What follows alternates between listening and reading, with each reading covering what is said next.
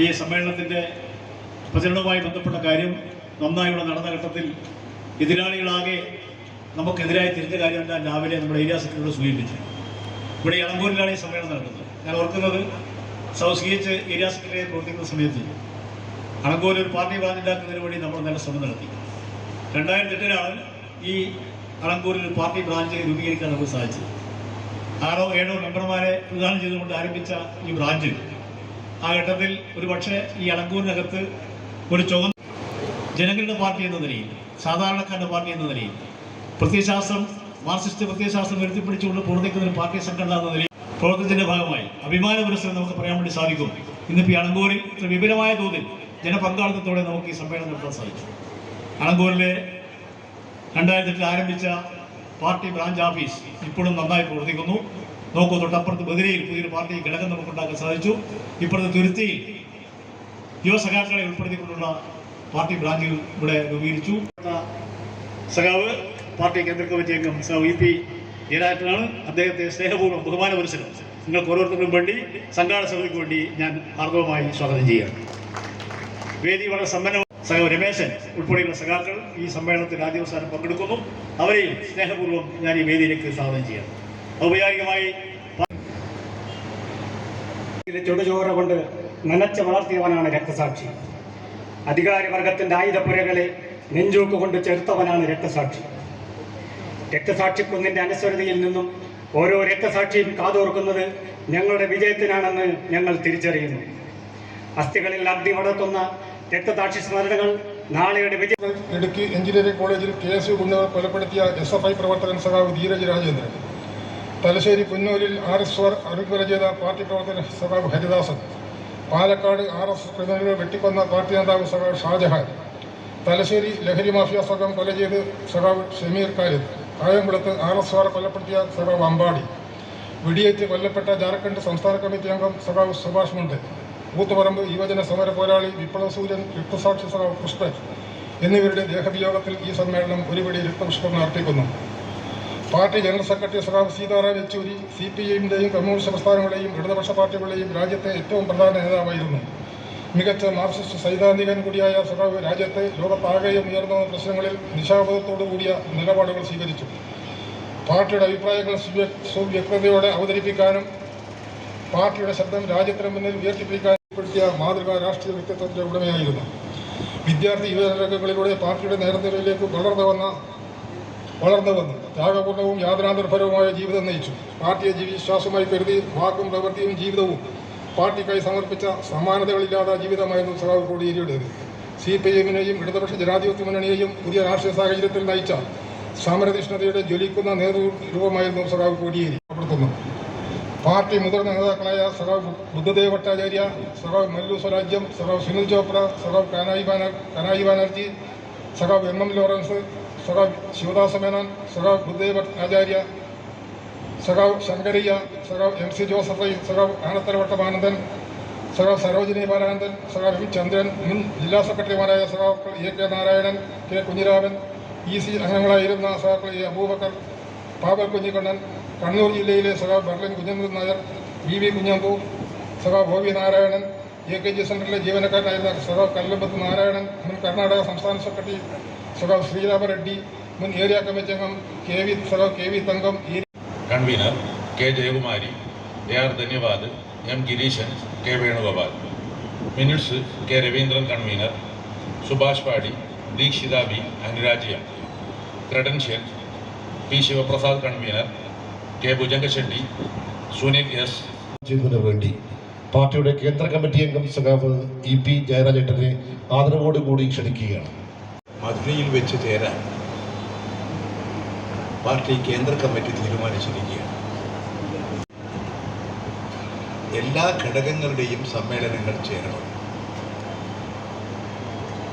അതനുസരിച്ച് കഴിഞ്ഞ 2 മാസക്കാലമായി പാർട്ടിയുടെ ബ്രാഞ്ചുകളുടെയും ലോക്കൽ കമ്മിറ്റികളുടെയും എല്ലാം സമ്മേളനം പൂർത്തീകരിച്ചു. തുടർന്നാണ് ഏരിയ സമ്മേളനം. എല്ലാ സമ്മേളനങ്ങളും അതാത് പാർട്ടി കോൺഗ്രസിൻ്റെ ഭാഗമായി 23-ാം പാർട്ടി കോൺഗ്രസിൻ്റെ ഭാഗമായി നടന്ന സമ്മേളനം തൊട്ട് ഈ സമ്മേളനം വരെയുള്ള കാലയളവ് ഓരോ പാർട്ടി ഘടകവും നടത്തിയിട്ടുള്ള പ്രവർത്തനങ്ങൾ അവലോകനം ചെയ്യുക, ആ പ്രശ്നങ്ങൾക്ക് എങ്ങനെ പരിഹാരം കാണാം, ഇനി അങ്ങോട്ട് നാം നിർവഹിക്കേണ്ട കാര്യങ്ങൾ എന്ത് എന്ന് ചർച്ച ചെയ്ത് തീരുമാനിച്ച സമ്മേളനങ്ങൾ ചേർന്ന് വരികയാണ്. പാർട്ടി കോൺഗ്രസ് പാർട്ടിയുടെ രാഷ്ട്രീയ നയരൂപീകരണം പാർട്ടി കോൺഗ്രസിനാണ്. സാധാരണ നിങ്ങൾ ഓർക്കുന്നുണ്ടാകും, കരട് രാഷ്ട്രീയ പ്രമേയം ചർച്ച ചെയ്ത് അംഗീകരിക്കുന്നതിന് മുൻപ് പാർട്ടിയുടെ രാഷ്ട്രീയ അടവ് നയം സംബന്ധിച്ച് ചർച്ച ചെയ്ത് പാർട്ടി നയം രൂപീകരിക്കണം. ആ പാർട്ടി നയം രൂപീകരിച്ച് അതിൻ്റെ അടിസ്ഥാനത്തിൽ കരട് രാഷ്ട്രീയ പ്രമേയം തയ്യാറാക്കും. കരട് രാഷ്ട്രീയ പ്രമേയം ചർച്ച ചെയ്യും. പാർട്ടിയുടെ അടവ് നയം സ്വീകരിക്കുന്നത് വളരെ താല്പര്യപൂർവ്വമാണ് നിരീക്ഷിച്ചുകൊണ്ടിരിക്കുന്നത്. കാരണം ജനങ്ങൾക്ക് പ്രതീക്ഷയുള്ള ഒരു ജനാധിപത്യ വിപ്ലവ പ്രസ്ഥാനമാണ്, ബഹുജന പ്രസ്ഥാനമാണ് കമ്മ്യൂണിസ്റ്റ് പാർട്ടിയും മാർക്സിസ്റ്റും. ആ പാർട്ടിയുടെ നയങ്ങളാണ് ഈ കാസർഗോഡ് ഏരിയ സമ്മേളനം പ്രധാനമായും നിങ്ങളുടെ പ്രവർത്തനങ്ങളെക്കുറിച്ചാണ് അവലോകനം. അതിൻ്റെ അടിസ്ഥാനത്തിൽ നിങ്ങൾ സംഘടനാപരമായ പരിശോധന നടത്തും. കാസർഗോഡ് കമ്മ്യൂണിസ്റ്റ് പാർട്ടി മാർക്സിസ്റ്റ് വലിയ ബഹുജന സ്വാധീനമുള്ള ഒരു വിപ്ലവ പ്രസ്ഥാനമല്ല. എന്നാൽ പടിപടിയായി ശക്തി പ്രാപിച്ചുകൊണ്ടിരിക്കുന്ന, ജനങ്ങൾ ശ്രദ്ധിച്ചുകൊണ്ടിരിക്കുന്ന ഒരു വിപ്ലവ പ്രസ്ഥാനമാണ്. അതുകൊണ്ട് തന്നെ നേരിടുന്ന ഈ പിന്നോക്കാവസ്ഥ പരിഹരിച്ചുകൊണ്ടൊരു സുശക്തമായ പാർട്ടിയാക്കി CPM-നെ മാറ്റി തീർക്കണം. അതാണ് ഈ സമ്മേളനത്തിൻ്റെ ഏറ്റവും പ്രധാനപ്പെട്ട വിഷയം. ഇങ്ങനെ ഒരു കാര്യം ചർച്ച ചെയ്യുമ്പോൾ നമുക്ക് സാർവദേശീയ ദേശീയ രാഷ്ട്രീയത്തെക്കുറിച്ചും പൊതു രാഷ്ട്രീയ കാര്യങ്ങളെക്കുറിച്ചുമെല്ലാം അറിവുണ്ടാകണം. അതിനെ അടിസ്ഥാനപ്പെടുത്തിയാണ് നമ്മുടെ രാഷ്ട്രീയ നയരൂപീകരണം. ഇപ്പോൾ പാർട്ടി കോൺഗ്രസ് സാർവദേശീയ ദേശീയ പ്രശ്നങ്ങളെക്കുറിച്ച്, സാർവദേശീയ രംഗത്തെ രാഷ്ട്രീയ സ്ഥിതിഗതികൾ എന്താണ് എന്ന് നിരീക്ഷിക്കുകയാണ് ഈ സമ്മേളനങ്ങളിൽ ചെയ്യുന്നത്. അതുകൊണ്ട് ഇന്നത്തെ രാഷ്ട്രീയ സാഹചര്യങ്ങളിൽ സാർവദേശീയ രംഗത്ത് സോഷ്യലിസം നേരിട്ടുകൊണ്ടിരിക്കുന്ന പ്രതികൂലമായ സ്ഥിതിഗതികൾ ലോക ചരിത്രത്തിൽ മാർക്സിസം അജയ്യമായൊരു ശാസ്ത്രമാണ്. മാർക്സിസം മനുഷ്യ സമൂഹത്തിൻ്റെ വളർച്ചയുടെ നിയമമാണ്. ലോകത്തിൽ മനുഷ്യ സമൂഹത്തിൻ്റെ വളർച്ചയെക്കുറിച്ച് നിരീക്ഷിച്ചുകൊണ്ട് എങ്ങനെയാണ്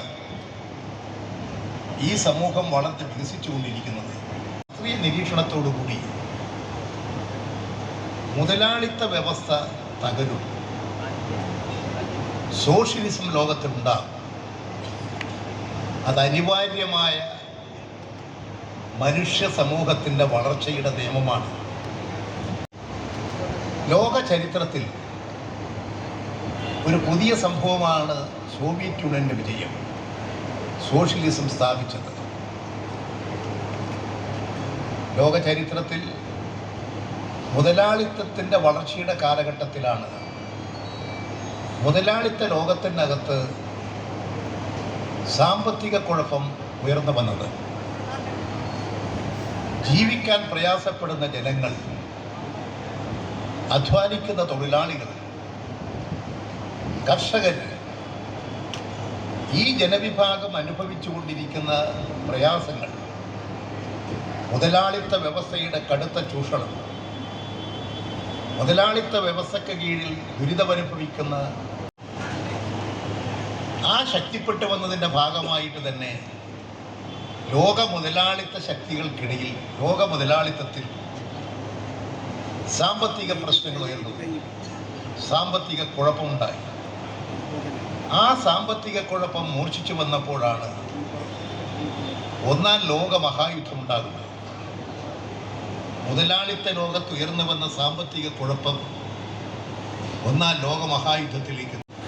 മുതലാളിത്ത ലോകത്തുണ്ടായിട്ടുള്ള ഈ കുഴപ്പത്തെ നിരീക്ഷിച്ചുകൊണ്ട് മുതലാളിത്ത ചേരികൾ തമ്മിലുള്ള ഏറ്റുമുട്ടലിൽ നിന്ന് റഷ്യയിലെ, സോവിയറ്റ് യൂണിയനിലെ കമ്മ്യൂണിസ്റ്റ് പാർട്ടി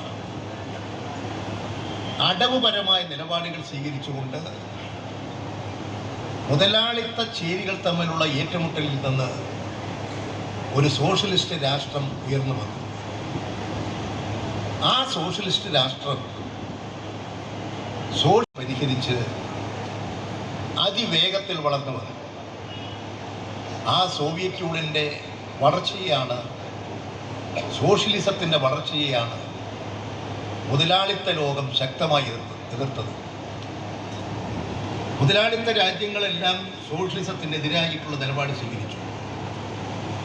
പക്ഷേ വീണ്ടും മുതലാളിത്ത ലോക സാമ്പത്തിക പ്രതിസന്ധിയാണ് ഉണ്ടായത്.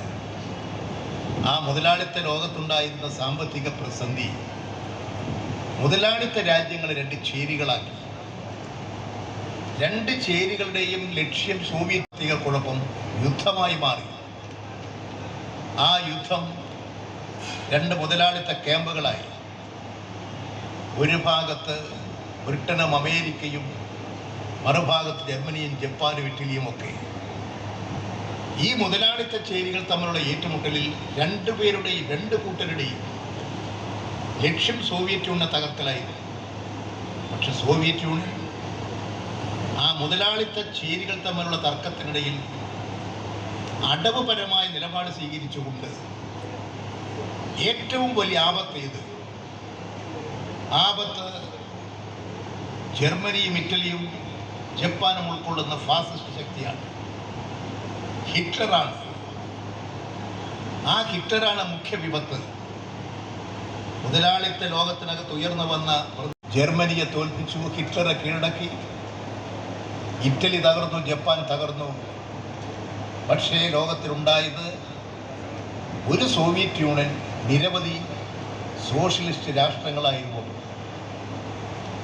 പിന്നീട് ലോകത്തിൽ സോഷ്യലിസത്തിൻ്റെ വളർച്ചയുടെ കാലഘട്ടം ശക്തിപ്പെട്ടു വന്നത് ചൈനയാണ്. ചൈന ഇന്ന് ലോകത്തിലെ സാമ്പത്തിക ശേഷിയിൽ അതിവേഗത്തിൽ വളർന്ന് വികസിച്ചുകൊണ്ടിരിക്കുന്ന ഒരു രാജ്യമാണ്. ഇന്ന് പഴയ സോവിയറ്റ് യൂണിയൻ ഇല്ല. പക്ഷെ പഴയ സോവിയറ്റ് യൂണിയൻ്റെ കുറേ രാജ്യങ്ങളുണ്ട്. വലിയൊരു രാജ്യമാണ് റഷ്യ.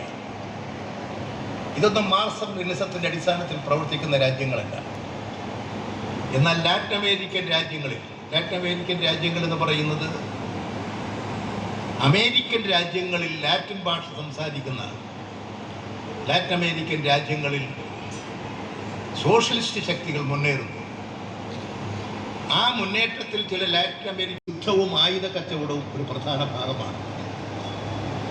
അതുകൊണ്ട് സാമ്രാജ്യത്വ ശക്തികൾ, മുതലാളിത്ത രാഷ്ട്രങ്ങൾ മുതലാളിത്ത പ്രതിസന്ധി പരിഹരിക്കാൻ യുദ്ധോപകരണങ്ങൾ ഉണ്ടാക്കുക, ലോകരാഷ്ട്രങ്ങളിൽ യുദ്ധം വ്യാപിപ്പിക്കുക, അതിൻ്റെ ഫലമായിട്ട് ആയുധ കച്ചവടം പ്രോത്സാഹിപ്പിക്കുക.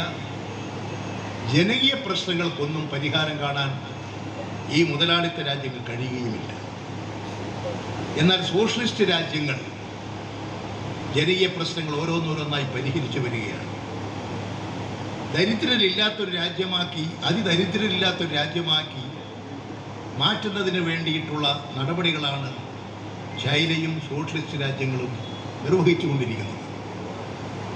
ഈ കാലഘട്ടത്തിൽ അമേരിക്കയാകട്ടെ സോവിയറ്റ് യൂണിയൻ്റെ തകർച്ച, ലോക സോഷ്യലിസത്തിന് വന്ന പിന്നോട്ടടി, ഈ സാഹചര്യത്തിൽ ലോക മേധാവിത്വം സ്ഥാപിച്ചെടുക്കാൻ, സാമ്രാജ്യ ആധിപത്യം കെട്ടിപ്പടുക്കത്തിലെ ശക്തമായ രാജ്യമായി, മേധാവിത്വമുള്ള രാജ്യമായി സാമ്രാജ്യത്വ വിപുലീകരണം ശക്തിപ്പെടുത്താൻ അമേരിക്ക നടപടികൾ സ്വീകരിച്ച പ്രവർത്തനങ്ങളാണ്. വികസിത മുതലാളിത്ത രാജ്യങ്ങൾ, ഇപ്പോൾ ബ്രിട്ടനും ഫ്രാൻസും അമേരിക്കയും ജർമ്മനിയുമൊക്കെ വളരെ സുഖകരമായ രീതിയിലല്ല മുന്നോട്ട് പോയിക്കൊണ്ടിരിക്കുന്നത്. ഈ രാജ്യങ്ങളിലെല്ലാം തന്നെ ജനകീയ പ്രശ്നങ്ങൾ വളർന്നു വരികയാണ്. ദേശീയ രംഗത്തെ സംഭവവികാസങ്ങൾ, മോഡി സർക്കാരിന്റെ ജനവിരുദ്ധ നയങ്ങൾ, ഈ ലോകത്തിൽ എല്ലാ മേഖലയിലെയും തൊഴിൽമേഖലയായി അണിനിരത്തിക്കൊണ്ടാണ് നമ്മുടെ സമ്മേളനം ഇപ്പോൾ അതിന്റെ പൊതുസമ്മേളനം ആരംഭിക്കുന്നത്. കാസർഗോഡ് ഏരിയ സമ്മേളനമാണ് ഈ അണങ്കൂരിൽ പ്രത്യേകം സജ്ജീകരിച്ച സകാരാഗമണ്ഡലങ്ങളിൽ സമാനം കുറിക്കാൻ വേണ്ടി പോകും. ഈ കാസർഗോഡ് ഏരിയയിലെ മുഴുവൻ ബ്രാഞ്ച് സമ്മേളനം ഏരിയ സമ്മേളനത്തിന് സമാനം കുറിച്ചിരിക്കുകയാണ്. ഇന്ന് ഈ സമ്മേളനം കഴിഞ്ഞ 3 വർഷക്കാലം കാസർഗോഡ് ഏരിയയിലുണ്ടായ പാർട്ടിയുടെ നേട്ടങ്ങളെയും കോട്ടങ്ങളെയും സവിസ്തരം പരിശോധിച്ചുകൊണ്ട് അടുത്ത 3 വർഷക്കാലത്തിനകത്ത് ഈ ഏരിയക്കകത്ത് പാർട്ടി എങ്ങനെ പ്രവർത്തിക്കണം എന്നത് അടിസ്ഥാനപ്പെടുത്തിയുള്ള സമഗ്രമായ ചർച്ചകളും തീരുമാനങ്ങളും എടുത്തു ഈ നാളെ ഈ സമ്മേളനം പിരിയുകയാണ്. ഈ സമ്മേളനത്തിന്റെ വിജയത്തിന് വേണ്ടി കഴിഞ്ഞ കുറെ ദിവസമായി അഹോരാത്രം ഈ സ്ഥിതിയാണ് ഉണ്ടായിരുന്നത്. ഈ സമ്മേളനത്തെ ഒരു കൊടുമരം മോഷ്ടിച്ചാലൊന്നും തകർക്കാനാവില്ല എന്ന് പ്രഖ്യാപിച്ചുകൊണ്ടാണ് ഡിവിഷനുകൾക്കകം പുതിയ കൊടിമരം ഉണ്ടാക്കിക്കൊണ്ട് അവിടെ നിന്ന് ഇന്നലെ ഈ കൊടിമരം ജാഥ ആരംഭിച്ചത്. ഇന്നിവിടെ ഉയർത്താനുള്ള പതാക ക്രിമിനലുകളാൽ കൊല്ലപ്പെട്ട സഖാ മുഹമ്മദ് റഫീഖിന്റെ സ്മൃതി മണ്ഡപത്തിൽ നിന്നാണ് ആരംഭിച്ചത്. ആ പതാകയാണ് ഈ പൊതുസമ്മേളനഗതിയിൽ ഉയർത്താൻ വേണ്ടി പോകുന്നത്. ഞാൻ ദീർഘിപ്പിക്കുന്നില്ല, ഞാൻ എൻ്റെ കടമയിലേക്ക് കിടക്കുകയാണ്. കമ്മ്യൂണിസ്റ്റ് പാർട്ടി ഓഫ് ഇന്ത്യ മാർക്സിസ്റ്റിന്റെ കേന്ദ്ര കമ്മിറ്റി അംഗം സഖാവ് ഇ പി ജയരാജനാണ്. അദ്ദേഹത്തെ പ്രതിനിധി സഖാക്കൾക്കും കാസർഗോഡ് ഏരിയയിലെ പാർട്ടി സഖാക്കൾക്കും പാർട്ടി ബന്ധുക്കൾക്കും വേണ്ടി ആദ്യമായി സഖാവ് സി എച്ച് കുഞ്ഞമ്പു, പാർട്ടി ജില്ലാ സെക്രട്ടേറിയറ്റ് അംഗം സഖാവ് എം സുമതി, സഖാവ് വി വി രമേശൻ, സഖാവ് സാബു എബ്രഹാം ഉൾപ്പെടെയുള്ള പാർട്ടി ജില്ലാ സെക്രട്ടേറിയറ്റ് അംഗങ്ങൾ, അതോടൊപ്പം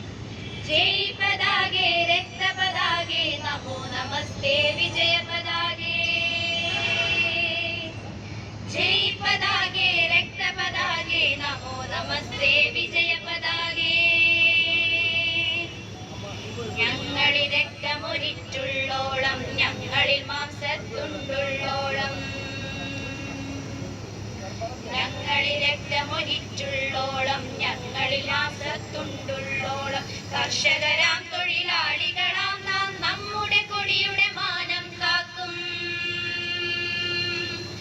കർഷകര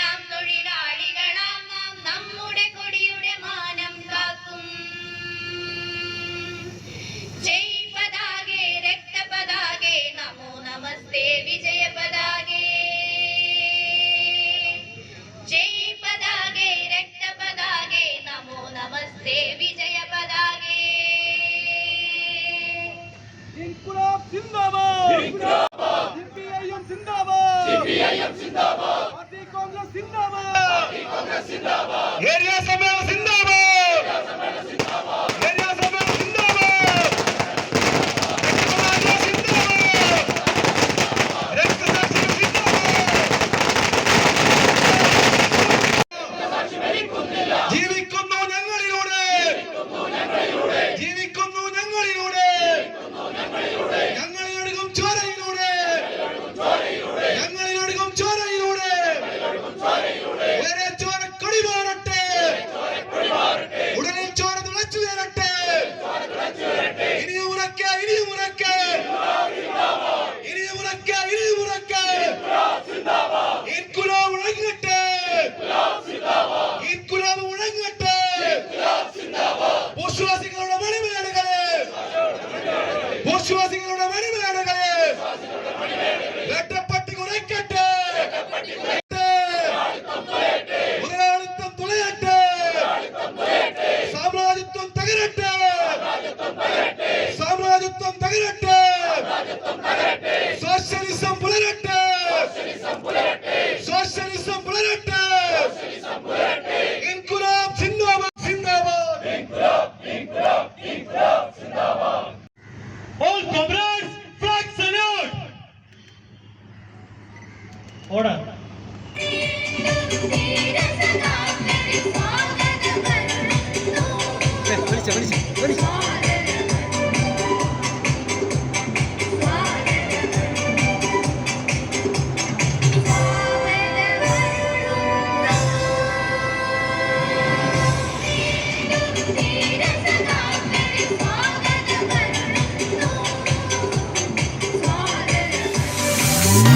ഇന്ത്യയുടെ ചരിത്രത്തിൽ ആദ്യമായി കാസർഗോഡിന്റെ മണ്ണിൽ magic land under water tunnel expo 2024 എത്തുന്നു. കടലിനടിയിലെ കണ്ണഞ്ചിപ്പിക്കുന്ന കാഴ്ചകൾ നിങ്ങളെ വിസ്മയിപ്പിച്ചിട്ടുണ്ടോ? കടലിനടിയിലൂടെ നിങ്ങൾ യാത്ര ചെയ്തിട്ടില്ല എങ്കിൽ ഇതാ നിങ്ങൾക്കൊരു സുവർണ അവസരം. 12,000 ചതുരശ്ര അടി തീർത്ത കണ്ണിനും മനസ്സിനും കുളിർമയേകുന്ന ഗ്ലാസ് തുരങ്കം, glass aquarium, Disney magic show, birds show, കടൽ കൊട്ടാരം, അമ്യൂസ്മെന്റ് പാർക്ക്, കൂടാതെ നിങ്ങളുടെ നാവിൽ രുചിയൂർന്ന വിഭവങ്ങളുമായി 5,000 ചതുരശ്ര അടിയിൽ തീർത്ത ഫുഡ് കോർട്ട് എന്നിങ്ങനെ കുട്ടികൾക്കും മുതിർന്നവർക്കും ഒരുപോലെ എൻജോയ് ചെയ്യാൻ പറ്റുന്ന ലോകോത്തര നിലവാരമുള്ള ഈ magic land under water tunnel എക്സ്പോയിലേക്ക് ഈ നാട്ടിലെ ഏവരെയും സ്വാഗതം ചെയ്തുകൊള്ളുന്നു. കാസർഗോഡിന്റെ മണ്ണിൽ ചരിത്രം കുറിക്കാനായി ഇതാ മറ്റൊരു വർണ്ണ പ്രപഞ്ചമെത്തുന്നു. ഒക്ടോബർ 31 മുതൽ കാസർഗോഡ് വിദ്യാനഗറിൽ പ്രിൻസ് ഗാർഡൻ ഗ്രൗണ്ടിൽ വെച്ച് നടത്തപ്പെടുന്ന ആവേശവും ആനന്ദവും ഉണർത്തുന്ന മാജിക് ലാൻഡിന്റെ അണ്ടർ വാട്ടർ ടണൽ എക്സ്പോയിലേക്ക്, കണ്ണഞ്ചിപ്പിക്കുന്ന കാഴ്ചകളുടെ ലോകത്തിലേക്ക് ഏവരെയും സ്വാഗതം ചെയ്തുകൊള്ളുന്നു. പ്രജ ഈവന്റ് സംഘടിപ്പിക്കുന്ന magic land under water tunnel expo 2024 കാസർഗോഡിനെ കടലിന്റെ കാണാ കാഴ്ചകളിലേക്ക് ഏവർക്കും സ്വാഗതം.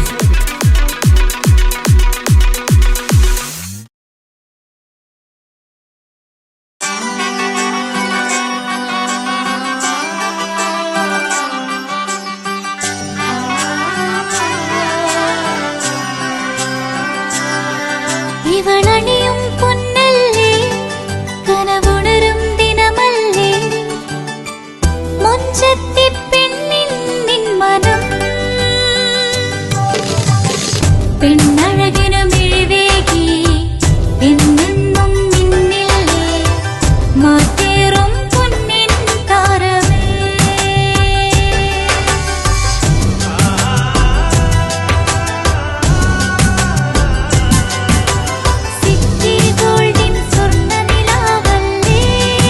City Gold and Diamonds, Kerala and Karnataka, the glow of purity.